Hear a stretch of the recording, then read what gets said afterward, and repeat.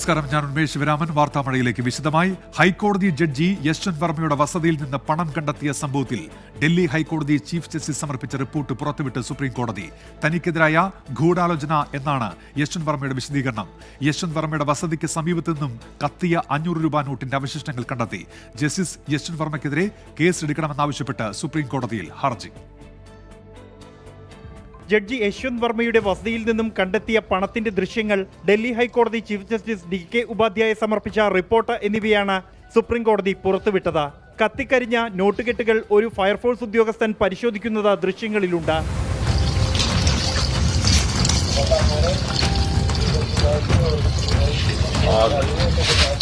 സംഭവത്തിൽ ആഴത്തിലുള്ള അന്വേഷണം വേണമെന്നാണ് ഡൽഹി ഹൈക്കോടതി ചീഫ് ജസ്റ്റിസ് DK ഉപാധ്യായ സമർപ്പിച്ച റിപ്പോർട്ടിലെ ശുപാർശ. എന്നാൽ താനോ കുടുംബാംഗങ്ങളോ അല്ല പണം വെച്ചതെന്നും സംഭവ സമയത്ത് താൻ വസതിയിൽ ഉണ്ടായിരുന്നില്ല എന്നുമാണ് ജസ്റ്റിസ് വർമ്മയുടെ വിശദീകരണം. എന്നാൽ യശ്വന്ത് വർമ്മയുടെ വസതിക്ക് പരിസരത്തു നിന്നും കത്തിയ 500 രൂപ നോട്ടിന്റെ അവശിഷ്ടങ്ങൾ കണ്ടെത്തി.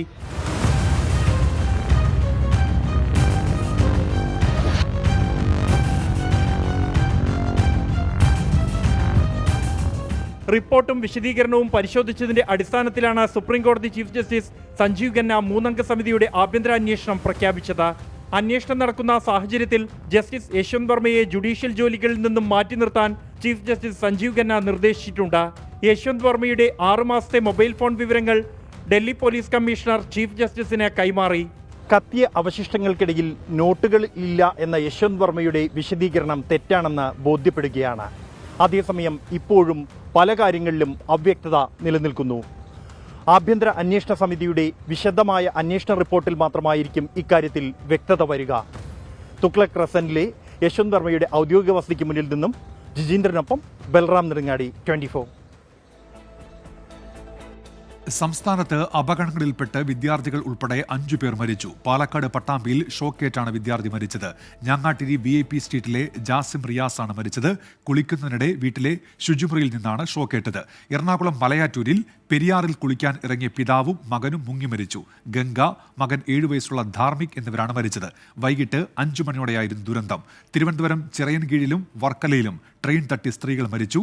ചിറയൻകീഴിൽ ശാർക്കര ഗേറ്റിന് സമീപത്തും വർക്കലയിൽ ജനതാമുക്ക് ഗേറ്റിന് സമീപത്തുമാണ് ദുരന്തമുണ്ടായത്. മരിച്ചവരെ തിരിച്ചറിഞ്ഞിട്ടില്ല. ബ്രെഡ് പാക്കറ്റിനുള്ളിൽ ഒളിപ്പിച്ച് കടത്തിയ 195 ഗ്രാം MDMA-യുമായി തിരുവനന്തപുരത്ത് 2 പേർ പിടിയിലായി. കൊല്ലത്ത് പിടിയിലായ അനില രവീന്ദ്രന് അന്തർ സംസ്ഥാന ലഹരി മാഫിയുമായി ബന്ധമുണ്ടെന്ന് പോലീസ് പറഞ്ഞു. കണ്ണൂരിൽ ലഹരി ഇടപാടുകാരനെ നാട്ടുകാരും എക്സൈസും ചേർന്ന് വീട് വളഞ്ഞ് പിടികൂടി. എറണാകുളം അങ്കമാലിയിൽ 20 ഗ്രാം MDMA പിടികൂടി. കാട്ടാക്കട ആമച്ചൽ സ്വദേശി വിഷ്ണു, തിരുമല സ്വദേശി അനൂപ് എന്നിവരാണ് തിരുവനന്തപുരത്ത് ഡാൻസ് ഓഫിന്റെ പിടിയിലായത്. 7 ബ്രെഡ് പാക്കറ്റുകളിലായാണ് 195 ഗ്രാം ഉണ്ടായിരുന്നത്. വിഷ്ണുവിന്റെ ആമച്ചലിലെ വീട്ടിൽ നടത്തിയ പരിശോധനയിലാണ് ലഹരി മരുന്ന് പിടികൂടിയത്. ബംഗളൂരുവിൽ നിന്ന് എത്തിച്ചതാണിവ. 2 പേരും കൊലപാതക കേസിൽ പ്രതികളാണ്. 96.6 ഗ്രാം MDMA-യുമായി കൊല്ലത്ത് പിടിയിലായ അനില രവീന്ദ്രന്റെ അന്തർ സംസ്ഥാന ബന്ധത്തിൽ കൂടുതൽ വിവരങ്ങളാണ് പോലീസിന് ലഭിച്ചത്. കണ്ണൂരിൽ പിടിയിലായ ലഹരി കടത്തുകാരൻ അനിലയെ ഫോണിൽ ബന്ധപ്പെട്ടതിന്റെ തെളിവുകൾ പോലീസിന് ലഭിച്ചു. ഇയാൾ വഴിയാണ് ബംഗളൂരുവിൽ നിന്ന് അനില MDMA വാങ്ങിയതെന്നാണ് വിവരം. അനില കൊല്ലത്തടക്കം നിരവധി തവണ ലഹരി എത്തിച്ചുവെന്നും വിവരം ലഭിച്ചിട്ടുണ്ട്. സംസ്ഥാനത്തെ ലഹരിക്കടത്തിന്റെ പ്രധാന ക്യാരിയറിൽ ഒരാളാണ് അനില.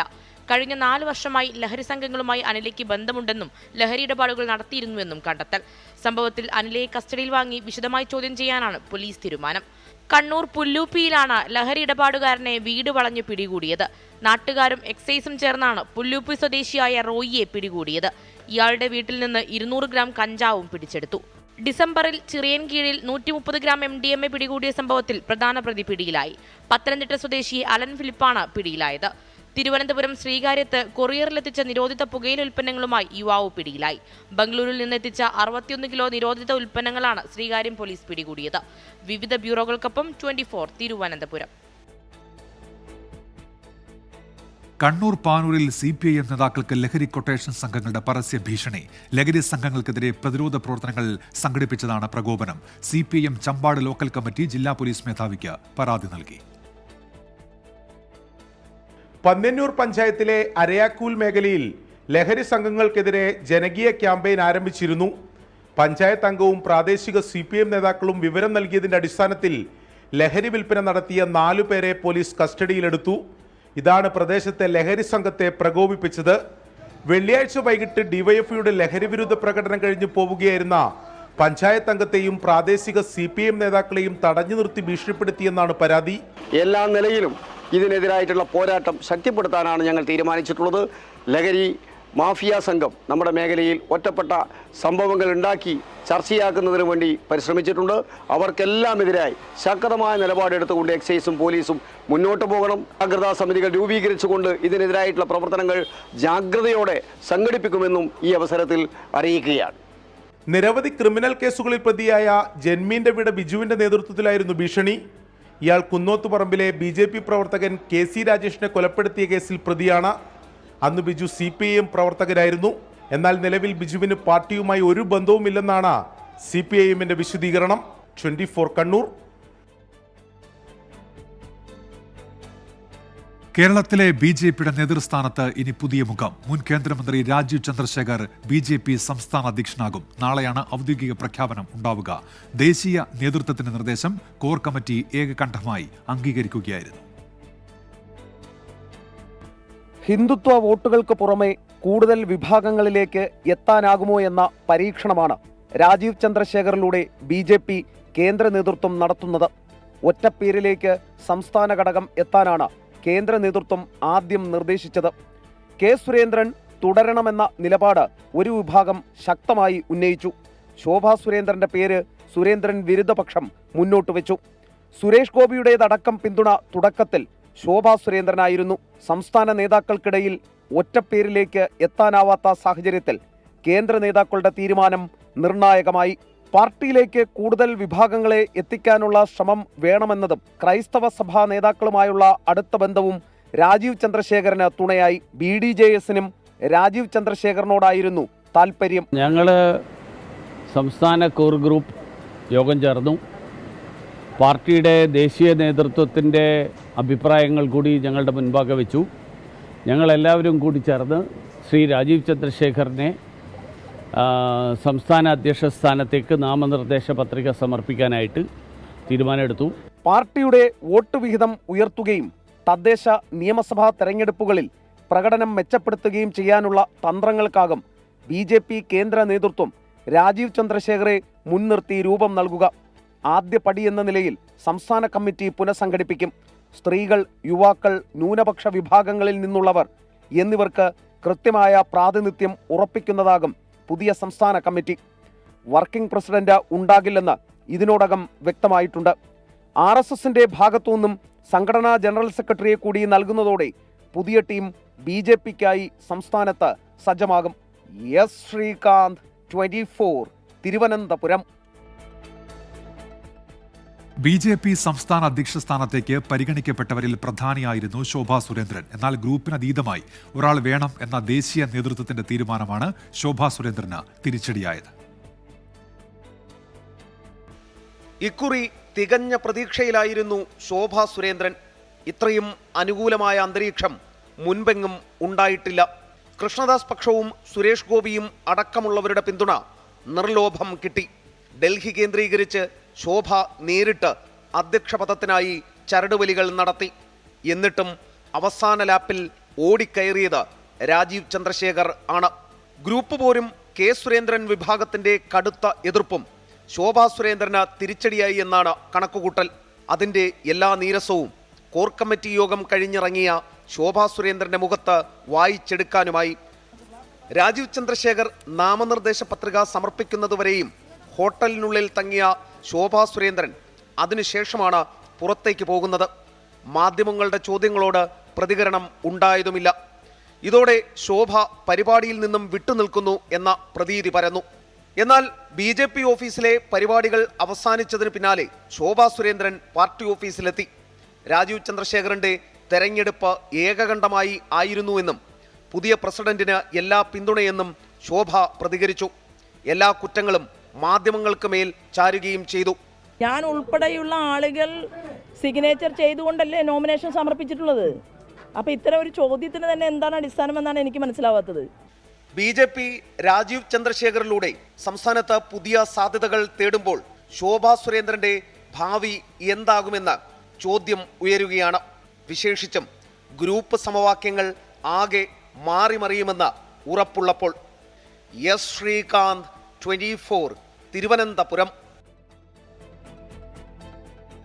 കേരളത്തിൽ ബി.ജെ.പിയുടെ ശക്തി വർദ്ധിച്ചെന്ന് സംസ്ഥാന അധ്യക്ഷ പദവി ഒഴിയുന്ന കെ സുരേന്ദ്രൻ. പുതിയ നേതൃത്വത്തിന്റെ കീഴിൽ അടുത്ത നിയമസഭാ തെരഞ്ഞെടുപ്പിൽ ബി.ജെ.പി വലിയ മുന്നേറ്റം നടത്തും. ബി.ജെ.പി അധ്യക്ഷ സ്ഥാനത്ത് തുടരണമെന്ന് കരുതിയിട്ടില്ലെന്നും കെ സുരേന്ദ്രൻ 24നോട് പറഞ്ഞു. അല്ല, ഒരു വ്യക്തി മാറുന്നത് കൊണ്ട് എല്ലാം മാറുകയല്ല, ഒരു ടീമാണ് കാര്യങ്ങൾ ചെയ്യുന്നത്. ഒരു ടീം ശക്തമായിട്ട് മുമ്പോട്ട് പോകും. ഇപ്പോൾ ഇന്ന് നിങ്ങൾക്ക് മനസ്സിലായല്ലോ, നിങ്ങൾ എന്തെല്ലാം അഭ്യൂഹങ്ങൾ പരത്തി. പക്ഷേ കേരളത്തിലെ ബി.ജെ.പി എത്രമാത്രം മെച്യൂരിറ്റിയോടുള്ള ഒരു ലീഡർഷിപ്പാണെന്ന് നിങ്ങൾക്കിന്ന് ബോധ്യമായി കാണില്ലേ? ആ രീതിയിലാണ് ബി.ജെ.പി പോകുന്നത്. വളരെ ശക്തമായിട്ട് ഐക്യത്തോടുകൂടി. ഞങ്ങളുടെ ലക്ഷ്യം പാർട്ടിയേക്കുള്ളിലെ മത്സരമല്ല, പുറത്തുള്ള മത്സരമാണ്. ഇനിയിപ്പോൾ ലോക്കൽ ബോഡി ഇലക്ഷൻ വരുന്നു, അടുത്ത അസംബ്ലി ഇലക്ഷൻ വരുന്നു. അതുകൊണ്ട് ഞങ്ങൾ നന്നായിട്ട് ഫൈറ്റ് ചെയ്യും. ഞങ്ങൾ കേരളത്തിലെ ഏറ്റവും മുന്നിൽ വരുന്ന മുന്നണിയായിട്ട് മാറണം തന്നെയാണ് ആഗ്രഹിക്കുന്നത്. ആരു വേണമെങ്കിലും ബി.ജെ.പി അധ്യക്ഷനാകട്ടെ എന്ന് പ്രതിപക്ഷ നേതാവ് വി.ഡി. സതീശൻ. ബി.ജെ.പി ഐഡിയോളജിയോടാണ് പോരാട്ടമെന്നും വ്യക്തികൾക്കെതിരെ അല്ലെന്നും വി.ഡി. സതീശൻ പറഞ്ഞു. ആര് വിചാരിച്ചാലും ബി.ജെ.പി രക്ഷപ്പെടുത്താൻ കഴിയില്ല എന്നായിരുന്നു CPIM കേന്ദ്ര കമ്മിറ്റി അംഗം E.P. ജയരാജന്റെ പ്രതികരണം. അത് നമുക്കറിയില്ല. അവരിഷ്ടമുള്ള ആളെ അവരുടെ പ്രസിഡന്റ് ആക്കട്ടെ, നമുക്കെന്താ പ്രശ്നം? ഞങ്ങൾ വേറെ പാർട്ടികളുടെ ആഭ്യന്തര കാര്യത്തിൽ ഇടപെടാറില്ല. ബി.ജെ.പിയുടെ പ്രസിഡന്റിനെ ഉണ്ടാക്കുന്നത് നമ്മുടെ ജോലിയല്ലല്ലോ. അവർ ആരെ വേണമെങ്കിലും പ്രസിഡന്റ് ആക്കട്ടെ. നമ്മൾ അവരോടല്ലല്ലോ, വ്യക്തികളോടല്ലല്ലോ ഫൈറ്റ് ചെയ്യുന്നത്. നമ്മൾ അവരുടെ ഐഡിയോളജിയോടാണ് ഫൈറ്റ് ചെയ്യുന്നത്. അത് തുടരും. ബി.ജെ.പിക്ക് ഒരു സ്റ്റേറ്റ് പ്രസിഡന്റ് വേണ്ടേ? അവർ പ്രസിഡന്റിനെ തിരഞ്ഞെടുത്തു. അതൊരു സംഘടനാപരമായ ദൗത്യമല്ലേ, അതവർ നിർവഹിച്ചു. ബി.ജെ.പി എന്ന് ഞങ്ങളൊന്നും പ്രതീക്ഷിക്കുന്നില്ല. RSS നയിക്കുന്ന ഒരു സംഘടനയാണ് ബി.ജെ.പി. RSS ഒരു ഫാസിസ്റ്റ് സംഘടനയാണ്. ജനാധിപത്യം തൊട്ടു തീണ്ടിയിട്ടില്ലാത്തൊരു സംഘടനയാണത്. ബി.ജെ.പി കേരളത്തിൻ്റെ താല്പര്യങ്ങൾക്കെതിരായിട്ടുള്ള നിലപാടാണ് ഇതുവരെ സ്വീകരിച്ചുകൊണ്ടിരിക്കുന്നത്. ഛത്തീസ്ഗഡിൽ നിന്നൊരു വാർത്ത വരുന്നു. അവിടെ മാവോയിസ്റ്റുകൾ കീഴടങ്ങി. 22 മാവോയിസ്റ്റുകളാണ് കീഴടങ്ങിയത്. 11 ലക്ഷം രൂപ ഇനാം പ്രഖ്യാപിച്ചിരുന്ന 6 മാവോയിസ്റ്റുകളും ഇതിൽ ഉൾപ്പെടുന്നുണ്ട്. അച്യുതൻ ഡൽഹിയിൽ നിന്ന് വിശദാംശങ്ങളുമായി. അച്യുതൻ, എന്തൊക്കെയാണ് വിവരങ്ങൾ? ഉന്മേഷ്, കഴിഞ്ഞ കുറച്ച് ദിവസങ്ങളായി തന്നെ മാവോയിസ്റ്റ് വിരുദ്ധ നടപടികൾ സുരക്ഷാ സേനയുടെ ഭാഗത്ത് നിന്ന് ശക്തമായി തന്നെ ഛത്തീസ്ഗഡിൽ മുന്നോട്ട് പോകുന്ന ഒരു സാഹചര്യമുണ്ട്. ഇതിനു മുൻപും നിരവധി മാവോയിസ്റ്റുകൾ പോലീസിന് മുൻപാകെയും CRPF മുൻപാകെയും കീഴടങ്ങുകയും ചെയ്തിരുന്നു. ഇന്ന് 22 മാവോയിസ്റ്റുകളാണ് CRPF DIGക്ക് മുൻപിൽ കീഴടങ്ങിയത്. ബിജാപൂരിലെ CRPF DIGക്ക് മുൻപിലായിരുന്നു ഈ 22 മാവോയിസ്റ്റുകൾ കീഴടങ്ങിയത്. തലയ്ക്ക് 11 ലക്ഷം രൂപ ഇനാം പ്രഖ്യാപിച്ചിരുന്ന 6 മാവോയിസ്റ്റുകളും ഈ കീഴടങ്ങിയവരെ കൂട്ടത്തിൽപ്പെടുന്നു. ബിജാപൂരിൽ ഇതുവരെ ഏതാണ്ട് 107ഓളം മാവോയിസ്റ്റുകളാണ് കീഴടങ്ങിയിട്ടുള്ളത്. എന്തായാലും മാവോയിസ്റ്റ് വിരുദ്ധ നടപടികൾ സംസ്ഥാനത്ത് പുരോഗമിക്കുകയാണ്. ഇപ്പോൾ ഇത്തരത്തിൽ വലിയ രീതിയിൽ മാവോയിസ്റ്റുകൾ കീഴടങ്ങിയിരിക്കുന്നത്. അച്യുതനാണ് വാർത്തയുടെ വിശദാംശങ്ങൾ നൽകിയത്. കണ്ണൂരിൽ നിന്നൊരു വാർത്ത വരുന്നു. കണ്ണൂരിൽ അതിഥി തൊഴിലാളിയെ വെട്ടിക്കൊന്നു. കണ്ണൂർ മൊറാഴ കുളിച്ചാലിലാണ് ഈ സംഭവം. ബംഗാൾ സ്വദേശി ഇസ്മയിലാണ് കൊല്ലപ്പെട്ടത്. അരുൺ പൂപ്പറമ്പ വിശദാംശങ്ങളുമായി ചേരുന്നുണ്ട്. അരുൺ, ആരാണ് ഈ ആക്രമണം നടത്തിയത്? എന്തൊക്കെയാണ് വിവരങ്ങൾ അരുൺ? ഈ കൊലയാളി ഇപ്പോൾ വളപട്ടണ പോലീസ് കസ്റ്റഡിയിൽ എടുത്തിട്ടുണ്ട്. ഗുഡ്ഡു എന്നാണ് അയാളുടെ പേര്. ആ പ്രതിയും അതിഥി തൊഴിലാളിയാണ്. ഇവർ ഒരുമിച്ച് അടുത്തടുത്ത മുറികളിൽ താമസിക്കുന്നവരാണ്. കണ്ണൂർ മൊറാഴ കൂളിച്ചാലിൽ വെച്ചാണ് ഈ കൊലപാതകം ഉണ്ടായത്. ഇവർ താമസിക്കുന്ന കെട്ടിടത്തിന് ഏറ്റവും മുകളിലുള്ള ടെറസിൽ വെച്ചാണ് ഈ കൊലപാതകം ഉണ്ടായതെന്നാണ് പോലീസിൽ നിന്ന് ലഭിക്കുന്ന വിവരം. എന്താണ് കൊലപാതകത്തിന്റെ കാരണമെന്ന് സംബന്ധിച്ച് പോലീസിന്റെ അന്വേഷണം തുടരുകയാണ്. അതിൽ ഇപ്പോഴും ഒരു വ്യക്തതയില്ല. 8 മണിയോടെയാണ് ഈ സംഭവം ഉണ്ടായത്. ഈ കൊല്ലപ്പെട്ടയാളെ മുകളിലേക്ക് ടെറസിലേക്ക് ഈ പ്രതി വിളിച്ചു വരുത്തുകയായിരുന്നു. അതിനുശേഷം ഈ കത്തി ഉപയോഗിച്ച് കഴുത്തിന് വെട്ടി എന്നതാണ് നമുക്ക് പ്രാഥമികമായി ലഭിക്കുന്ന വിവരം. ഇതിന്റെ കാരണം എന്നത് സംബന്ധിച്ച് ഇപ്പോഴും പോലീസ് മറ്റ് തൊഴിലാളികളോടൊക്കെ വിവരം ശേഖരിച്ചുകൊണ്ടിരിക്കുകയാണ്. അതിന്റെ അന്വേഷണം ഈ ഘട്ടത്തിൽ നടക്കുകയാണ്. ഈ കൊലപാതകത്തിന് ശേഷം ഇയാൾ രക്ഷപ്പെടാൻ ശ്രമം നടത്തി. ഒരു ഓട്ടോറിക്ഷയിൽ കയറി അവിടെ നിന്ന് രക്ഷപ്പെടാനാണ് ശ്രമിച്ചത്. പക്ഷേ നാട്ടുകാർ ഓടിയെത്തി ഇയാൾ തിരിച്ചറിയുകയും ഈ ഓട്ടോ ഡ്രൈവറെ കൃത്യമായി വിവരം അറിയിച്ചു. അങ്ങനെയാണ് ഈ ഓട്ടോ ഡ്രൈവർ കൂടി ഇടപെട്ടാണ് വളപട്ടണം പോലീസ് സ്റ്റേഷനിലേക്ക് കൊണ്ടുപോയത്. അങ്ങനെ പോലീസ് ഇയാളെ കസ്റ്റഡിയിൽ എടുക്കുകയും ചെയ്തു. കൊലപാതകത്തിന്റെ കാരണം സംബന്ധിച്ച് ഇപ്പോഴും അന്വേഷണം തുടരുകയാണ്. ശരി, അരുൺ പൂപ്പറമ്പയാണ് കണ്ണൂരിൽ നിന്ന് വിവരങ്ങൾ നൽകിയത്. വാർത്താമഴയിലേക്ക് എല്ലാ പ്രിയപ്പെട്ട പ്രേക്ഷകർക്കും ഒരിക്കൽ കൂടി സ്വാഗതം. നമ്മൾ വയനാട്ടിലേക്ക് പോകുന്നു. അവിടെ നിന്ന് ഒരു വാർത്ത വരുന്നുണ്ട്. ഇപ്പോൾ വയനാട് മൂപ്പൈനാട് റിപ്പൺ വാളത്തൂരിൽ ജനവാസ മേഖലയിൽ പുലിയുടെ സാന്നിധ്യം എന്ന വാർത്ത ഇപ്പോൾ വരുന്നു. രാത്രി 8:45 പുലിയെ നാട്ടുകാർ കണ്ടത് എന്നാണ് ഇപ്പോൾ പുറത്തു വരുന്ന വിവരം. ആ ദൃശ്യങ്ങളിലേക്ക് ആദ്യം.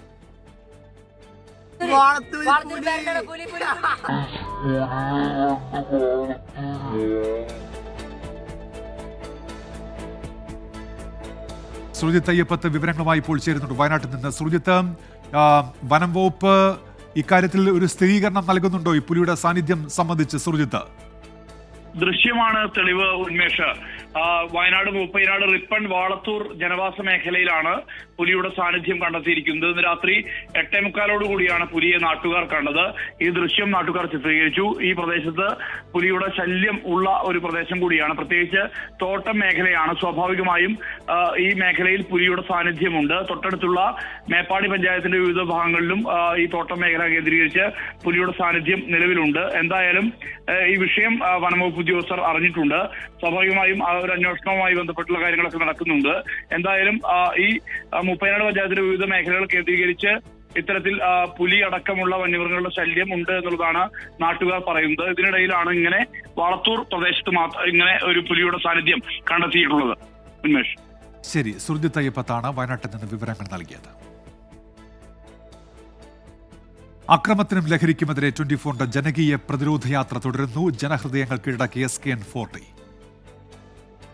VPS Lakeshore presents SKN40, presented by VPS Lakeshore, co-presented by Lulu Group India, Ujala Fabric Conditioner, co-powered by MyG Future, Xylem Learning App, Indian Institute of Commerce, Lakshya, celebrating partners, Joya Lucas, Jain Deemed to be University Kochi, VKC Dibon, Swayamvara Silks, NIMS, a unit of NI Educational Trust, MGM Educational Institutions, Medimix, Benny's Royal Tours Private Limited, Rich Max Finvest, G-Tech Computer Education, Milma, New Rajasthan Marbles.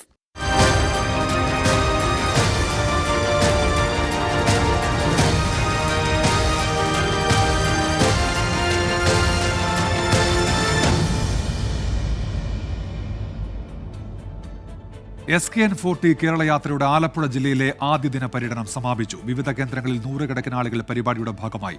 നാളെ കുട്ടനാട്ടിൽ നിന്ന് യാത്ര ആരംഭിക്കും. കടന്നുവന്ന വഴികളിലെല്ലാം ആവേശോജ്വല സ്വീകരണം. SKN40 Kerala യാത്രയെ ഹൃദയത്തിലേറ്റി ആലപ്പുഴ.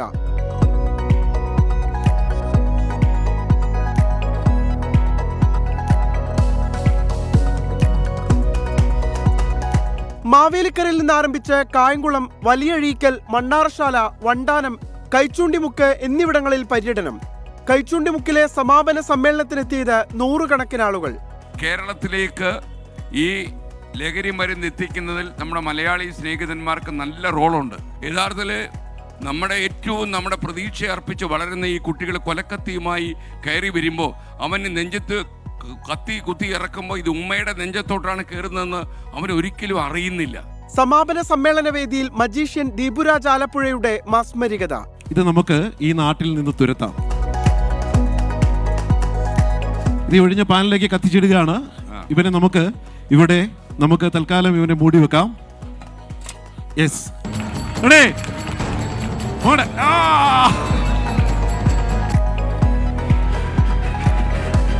നാളെ രാവിലെ 7 മുതൽ നെഹ്റു ട്രോഫി ഫിനിഷിംഗ് പോയിന്റിൽ നിന്നും കുട്ടനാട്ടിലെ good morning with R Sreekandan Nair കാണാം. തുടർന്ന് കേരള യാത്ര കുട്ടനാടിന്റെ വിവിധ കേന്ദ്രങ്ങളിലൂടെ പര്യടനം നടത്തും. 24 ആലപ്പുഴ. SKN40 ആലപ്പുഴ ജില്ലയിലൂടെ പര്യടനം തുടരവെ ലഹരി ഉപയോഗത്തിന്റെ ആശങ്കകൾ പങ്കുവച്ച് തീരദേശ ഗ്രാമങ്ങളിലെ അമ്മമാർ. വഴിയിൽ കാത്തുനിന്ന വീട്ടമ്മമാരാണ് ലഹരിക്ക് അടിമകളായവരെ കുറിച്ചുള്ള വിവരങ്ങൾ 24നോട് പങ്കുവച്ചത്.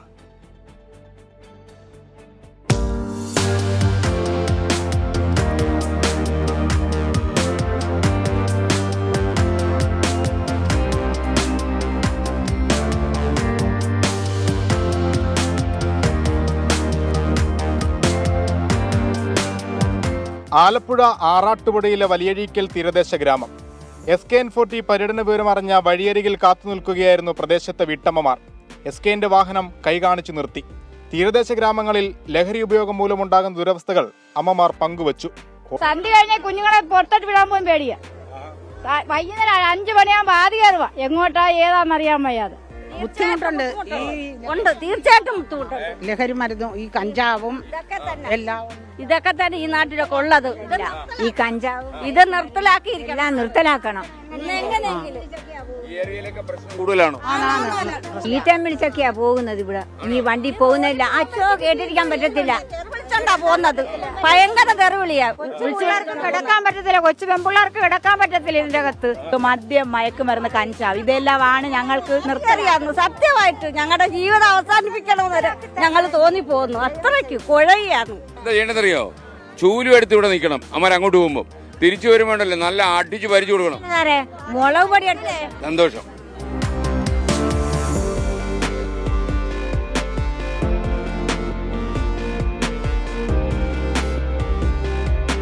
പടിഞ്ഞാറ് കടലും കിഴക്ക് കായലുമായി ഒറ്റപ്പെട്ട് കിടന്ന പ്രദേശമായിരുന്നു വലിയഴീക്കൽ. കൊച്ചിയുടെ ജെട്ടി, വലിയഴീക്കൽ പാലങ്ങൾ പൂർത്തിയായതോടെ യാത്രാമാർഗങ്ങൾ വർദ്ധിച്ചു. ലഹരിയുടെ വരവും ഈ വഴി കൂടിയതായാണ് പരാതി. അമ്മമാർ പങ്കുവച്ച വിവരങ്ങൾ മുഖ്യമന്ത്രിക്ക് കൈമാറുന്ന റിപ്പോർട്ടിൽ വിശദമായി പരാമർശിക്കും. 24 ആലപ്പുഴ. 24 കണക്റ്റും കെ ചിറ്റിലപ്പള്ളി ഫൗണ്ടേഷനും ചേർന്ന് 100 വീട് നിർമ്മിച്ചു നൽകുന്ന പദ്ധതിയുടെ ഭാഗമായ 5ാമത്തെ വീട് കൈമാറി. മാവേലിക്കര മുള്ളിക്കുളങ്ങര സ്വദേശി സന്തോഷ് കുമാറിനും കുടുംബത്തിനുമാണ് വീട് കൈമാറിയത്. SKN40 വീതിയിൽ വെച്ചാണ് വീടിന്റെ താക്കോൽ കൈമാറിയത്. ആഗോള മലയാളികളെ ചേർത്തു നിർത്തുന്ന 24 കണക്ട് കെ ചിറ്റിലപ്പള്ളി ഫൗണ്ടേഷനുമായി ചേർന്നാണ് 100 കുടുംബങ്ങൾക്ക് വീട് വെച്ച് നൽകുന്നത്. പദ്ധതിയിലെ 5ാമത്തെ വീടിന്റെ താക്കോൽദാനമാണ് SKN40 ആലപ്പുഴ ജില്ലാ പര്യടനത്തിനിടെ നടന്നത്. സന്തോഷ് കുമാർ, അനു ദമ്പതികൾക്കാണ് വീട് ലഭിച്ചത്. വളരെ നാളുകളായി ഒരു വീട് നടന്ന് എന്റെ മക്കളുടെ കണ്ണീരിന്റെ ഒരു ഫലം എനിക്ക് ഉണ്ടായി. നമുക്ക് അറിയൊന്നും വേണ്ട, അമ്മയ്ക്ക് ചിരിക്കാൻ വേണ്ടിയല്ലേ ഈ വീടൊക്കെ വെച്ചത്. അപ്പൊ കെ ചിറ്റിലപ്പള്ളി ഫൗണ്ടേഷനാണ് അമ്മ നന്ദി പറയേണ്ടത്. ഓട്ടോറിക്ഷ തൊഴിലാളിയായ സന്തോഷിന്റെയും കുടുംബത്തിന്റെയും വർഷങ്ങൾ നീണ്ട കാത്തിരിപ്പിനൊടുവിലാണ് വീടെന്ന സ്വപ്നം പൂവണിഞ്ഞത്.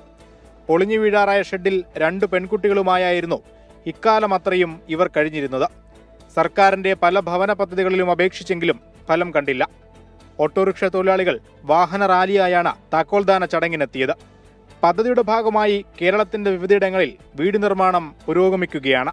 24 Alappuzha. 24 chief editor R Sreekandan Nair ലഹരിക്കും അക്രമത്തിനുമെതിരെ നടത്തുന്ന കേരളയാത്രയുടെ പൂർണ്ണരൂപം പ്രേക്ഷകർക്ക് കാണാം.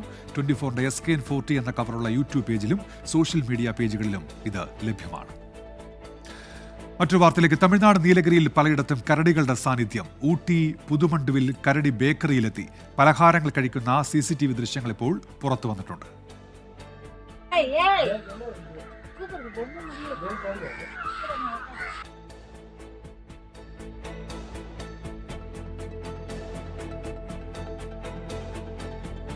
സുർജിത്ത് അയ്യപ്പത്ത് ഇപ്പോൾ വിവരങ്ങളുമായി ചേരുന്നുണ്ട്. സുർജിത്ത്, വിവരങ്ങൾ.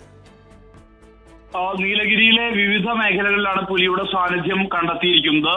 കരടി ബേക്കറിയിൽ കയറുന്ന ദൃശ്യം ഉള്ളത്. ആ ദൃശ്യവുമായി ബന്ധപ്പെട്ടത് ഊട്ടിക്കടുത്തുള്ള പുതുമണ്ടു എന്ന് പറയുന്ന പ്രദേശത്താണ്. അവിടെ ബേക്കറിക്ക് അകത്തേക്ക് ഈ കരടി കയറിയ ദൃശ്യമാണ് പുറത്തു വന്നിരിക്കുന്നത്. അതിനുശേഷം അത് മധുര പലഹാരങ്ങളെല്ലാം തന്നെ അത് കഴിക്കുന്നത് അത് കൃത്യമായ രീതിയിൽ തന്നെ ആ ദൃശ്യത്തിൽ ഉണ്ട്. അതോടൊപ്പം തന്നെ ഒരു തേയിലത്തോട്ടത്തിനടുത്ത്, അത് കോത്തഗിരിയിലാണ്, നീലഗിരി ജില്ലയിലെ മറ്റൊരു പ്രദേശമാണ് കോത്തഗിരി.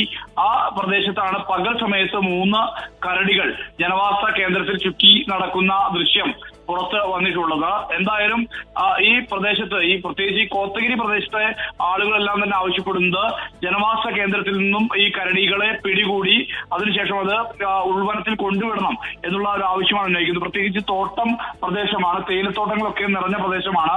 അവിടെയാണ് ഇത്തരത്തിൽ കരടിയുടെ സാന്നിധ്യമുള്ളത്. അത് ഒരു കരടിയല്ല, 3 കരടികളുണ്ട്. സ്വാഭാവികമായും നാട്ടുകാരെ സംബന്ധിച്ച് വലിയ ആശങ്ക നിലനിൽക്കുന്ന ഒരു പശ്ചാത്തലം കൂടിയുണ്ട്. എന്തായാലും കരടികൾ നാടിറങ്ങുന്ന ഒരവസ്ഥ ഉണ്ട്. സ്വാഭാവികമായി ആളുകളെ സംബന്ധിച്ച് വലിയ ഭയം നിലനിൽക്കുന്ന ഒരു സാഹചര്യമാണ് ഉള്ളത്. ഉന്മേഷ്. സുജിത്ത് അയ്യപ്പത്താണ് വയനാട്ടിൽ നിന്ന് വിവരങ്ങൾ നൽകിയത്. വാർത്താമഴയിലേക്ക് തിരികെ. തദ്ദേശീയ കർഷകർക്ക് പിന്തുണയുമായി ലുലു ഗ്രൂപ്പിന്റെ നേതൃത്വത്തിൽ ആഗോള കാർഷിക ഉൽപാദന പദ്ധതി പൊള്ളാച്ചിയിൽ തുടങ്ങി. ലുലു ഗ്രൂപ്പിന്റെ ഉടമസ്ഥതയിലുള്ള ഗണപതി പാളയത്തെ കൃഷിഭൂമിയിൽ വിത്തിടിൽ നടന്നു.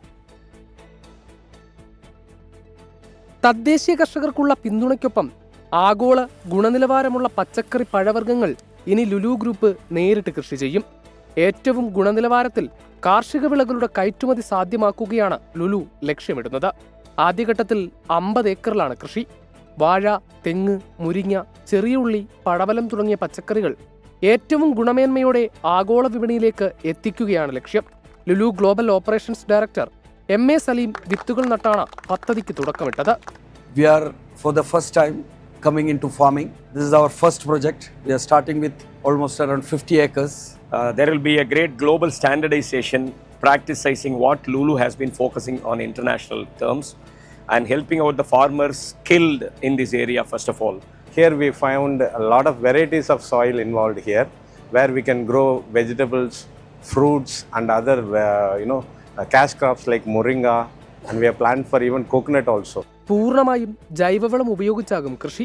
ലുലു ഫിഷ് ഫാമിംഗിന്റെ ഭാഗമായി 5000 മത്സ്യക്കുഞ്ഞുങ്ങളെയും നിക്ഷേപിച്ചു. ഗണപതിപാളയം സെന്റ് മേരീസ് സ്കൂളിലെ വിദ്യാർത്ഥികൾക്ക് കാർഷിക വിളകളുടെ വിത്തുകളും തൈകളും ലുലു ഗ്രൂപ്പ് കൈമാറി. News desk 24. വൈക്കം സത്യഗ്രഹത്തെ വിലയിരുത്തുന്നതിൽ ഭരണാധികാരികൾ പരാജയപ്പെട്ടുവെന്ന് ഗോവ ഗവർണർ PS ശ്രീധരൻപിള്ള.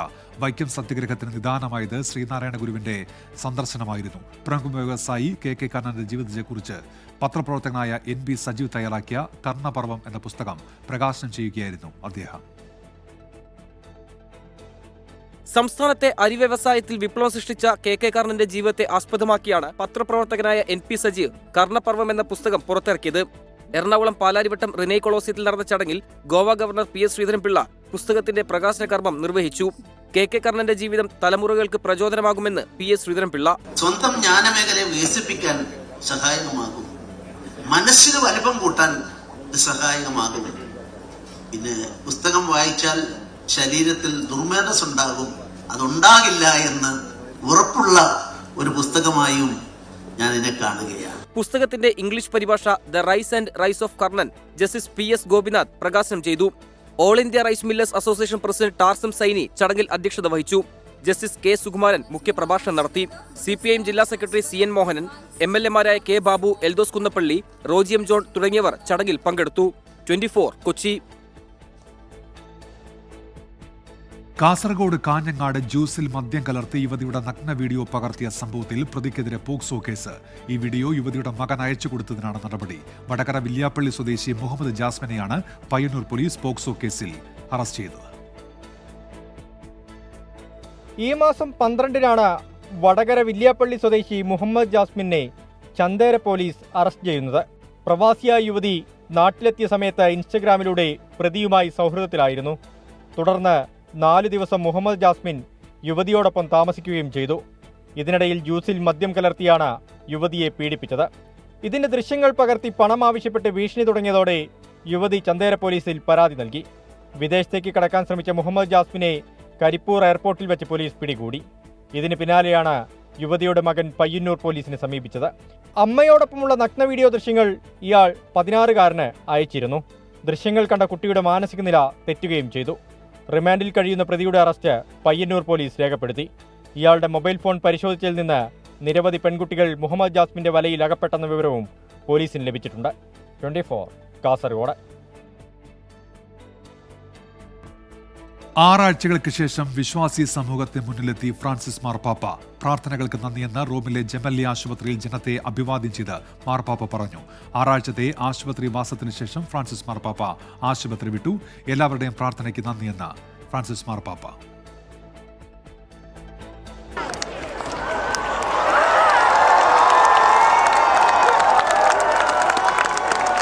പൂക്കളും ആശംസാ കാർഡുകളുമായി ജമലി ആശുപത്രിയിൽ തടിച്ചുകൂടിയ വിശ്വാസ സമൂഹത്തിനു മുന്നിലേക്ക് മാർപ്പാപ്പ വീൽചെയറിലെത്തി. കൈവീശി പുഞ്ചിരിച്ച് എല്ലാവരെയും ഫ്രാൻസിസ് മാർപ്പാപ്പ അഭിവാദ്യം ചെയ്തു. തനിക്കായി പ്രാർത്ഥിച്ചവർക്ക് നന്ദി പറഞ്ഞു.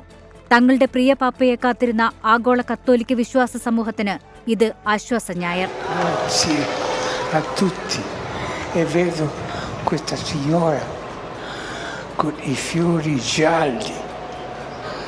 brava. 37 ദിവസത്തെ ആശുപത്രിവാസത്തിന് ശേഷമാണ് ഫ്രാൻസിസ് മാർപ്പാപ്പ വിശ്വാസികളെ കണ്ടത്. ന്യൂമോണിയ മാറിയെങ്കിലും പൂർണ്ണ സൗഖ്യമാകാൻ സമയമെടുക്കുമെന്ന് ഡോക്ടേഴ്സ് അറിയിച്ചു. 2 മാസത്തെ വിശ്രമമാണ് ഡോക്ടേഴ്സ് നിർദ്ദേശിച്ചിരിക്കുന്നത്. മീറ്റിംഗുകളിലോ കൂടിക്കാഴ്ചകളിലോ പങ്കെടുക്കാനാകില്ല. സാന്ത മാർത്ത മന്ദിരത്തിൽ തന്നെയാകും മാർപ്പാപ്പ തങ്ങുക. ആശുപത്രിയിൽ ചികിത്സയിൽ കഴിയുന്നതിനിടെ ആശുപത്രി ചാപ്പലിൽ പ്രാർത്ഥിക്കുന്ന പോപ്പിന്റെ ചിത്രം വത്തിക്കാൻ പുറത്തുവിട്ടിരുന്നു. 88 വയസ്സുള്ള ഫ്രാൻസിസ് മാർപ്പാപ്പയ്ക്ക് ഇരു ശ്വാസകോശങ്ങളെയും ബാധിക്കുന്ന ബൈലാറ്ററൽ ന്യൂമോണിയ സ്ഥിരീകരിച്ചതിനെ തുടർന്ന് കഴിഞ്ഞ മാസം 14-നാണ് ആശുപത്രിയിൽ പ്രവേശിപ്പിച്ചത്. ദുഃഖവെള്ളിയും ഈസ്റ്ററുമടക്കം ക്രൈസ്തവ വിശ്വാസികളുടെ വിശുദ്ധവാരത്തിന് 1 മാസത്തിൽ താഴെ മാത്രം ബാക്കിയുള്ളപ്പോഴാണ് ആശ്വാസവാർത്ത. International desk 24. വന്യജീവി ആക്രമണവുമായി ബന്ധപ്പെട്ട താമരശ്ശേരി രൂപതയുടെ ഇടയലേഖനത്തിനെതിരെ മന്ത്രി എ കെ ശശീന്ദ്രൻ ഇടയലേഖനം ഏകപക്ഷീയമെന്നും കേന്ദ്ര സർക്കാരിനെ ബോധപൂർവം വിമർശിച്ചിട്ടില്ലെന്നും മന്ത്രി പ്രതികരിച്ചു. സംസ്ഥാന സർക്കാരിനെയും വനം വകുപ്പിനെയും രൂക്ഷമായി വിമർശിക്കുന്നതാണ് താമരശ്ശേരി രൂപതയുടെ ഇടയലേഖനം. മനുഷ്യത്വരഹിതമായ വനനിയമങ്ങളാണ് കൊണ്ടുവരുന്നത്. വന്യജീവികളെ ശാസ്ത്രീയമായി നിയന്ത്രിക്കാതെ ജനവാസ മേഖലയിലേക്ക് ഇറക്കിവിടുകയാണ് എന്നും ഇടയലേഖനത്തിൽ വിമർശിക്കുന്നു. കർഷകരെ ദ്രോഹിക്കുന്ന നിലപാടാണ് വനം വകുപ്പിന് എന്നും വിമർശനമുണ്ട്. ഈ വിഷയത്തിലാണ് മന്ത്രിയുടെ പ്രതികരണം. അതിലൊരു ഏകപക്ഷീയതയുണ്ട് എന്ന് പറയാതിരിക്കാൻ നിർവാഹമില്ല. പരിഹാര നിർദ്ദേശങ്ങളുടെ ഭാഗത്ത് വരുമ്പോൾ കേന്ദ്ര നിയമങ്ങളെക്കുറിച്ചും അത് മാറ്റിയെടുക്കാൻ നടത്തേണ്ട ശ്രമങ്ങളെക്കുറിച്ചും ആ ഇടയലേഖനം ബോധപൂർവമായ മൗനം പാലിച്ചിട്ടുണ്ട് എന്നാണ് തോന്നുന്നത്. നമ്മുടെ സമൂഹത്തിൽ സമാധാനാന്തരീക്ഷം ഉണ്ടാക്കാനും പ്രശ്നങ്ങൾ പരിഹരിക്കാനും സമവായത്തിൻ്റെ പാത സ്വീകരിച്ച് മാർഗദർശനം നൽകേണ്ടത് ഇതുപോലുള്ള പ്രഗത്ഭമതികളായ സമൂഹത്തിലെ ഉന്നതന്മാർ സ്ഥാനത്തിരിക്കുന്ന ബിഷപ്പുമാർ ഉൾപ്പെടെയുള്ളവർക്ക് ആണ്. ഇടയലേഖനത്തെ വിമർശിച്ച മന്ത്രി വിഷയം ഗൗരവമുള്ളതാണെന്നും കർഷകരുടെ പ്രശ്നങ്ങൾ പരിഹരിക്കാൻ സർക്കാർ നടപടി സ്വീകരിക്കുന്നുണ്ട് എന്നും വ്യക്തമാക്കി. 24 കോഴിക്കോട്. ഇനി ഇപ്പോഴത്തെ കാലാവസ്ഥ. ഇപ്പോഴത്തെ കാലാവസ്ഥ സമർപ്പിക്കുന്നത് Berger paints 100 years of trust.